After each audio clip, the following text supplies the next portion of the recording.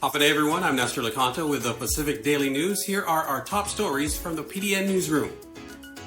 From Jigo to Moleso and Seattle to San Diego, camping out along the parade route went from a long-standing tradition to a full-blown family reunion for many families on Guam's 80th Liberation Day. On either side of Route 1 from Adelup to Hagåtña Sunday morning, banners bearing family and familia or clan names were packed together as tightly as the canopies and the people under them. Governor Lou Leon Guerrero launched the parade with a directive for onlookers to party hardy, which those present took to heart. Families from off-island took advantage of the 30% discounted airfare ticket from the States to Guam that the Guam Visitors Bureau and United Airlines jointly offered as part of this year's celebration. Though the 80th Liberation Day was a first time in a long time for some families and first ever for others, it remained the latest in a long-time tradition for many. One resident said it was nice seeing the people get together to keep the culture alive, adding it's the most packed they've seen in the island in a long time.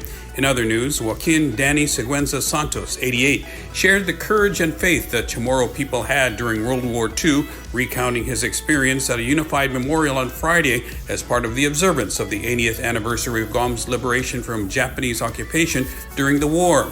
The retired Marine Corps colonel said he was 6 years old when the Japanese started attacking Guam on December 8, 1941.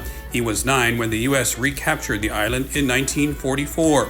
Santos shared his story during a ceremony held at the place where World War II started for Guam, the Plaza de España in Hagåtña. Santos said the future generations need to know about the past to help them understand that freedom and liberty must never be taken for granted. The people of Guam, he said, are forever grateful for the freedom and liberty they enjoy and thank the U.S. servicemen who died during the invasion of the island.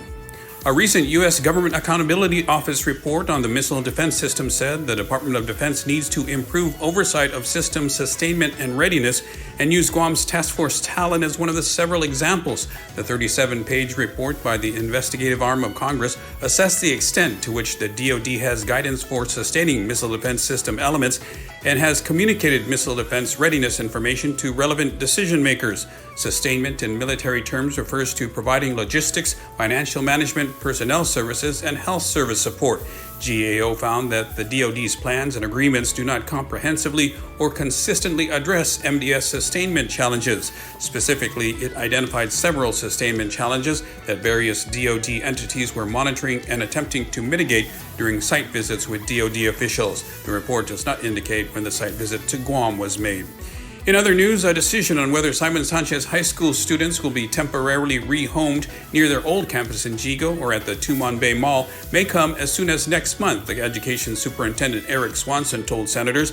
The decision will come down to whatever option the Federal Emergency Management Agency is willing to foot the bill for, Swanson told lawmakers during an oversight hearing on the Guam Department of Education Thursday. He said GDOE has follow-up meetings with FEMA on the matter later this month, and a decision from the feds may come down by early August. A temporary campus for Sanchez students will cost between $25 and $28 million, and GDOE is trying to get FEMA to foot the bill since the old high school campus was destroyed by Typhoon Mawar last year. For more on these stories, go to GuamPDN.com and follow us on social media.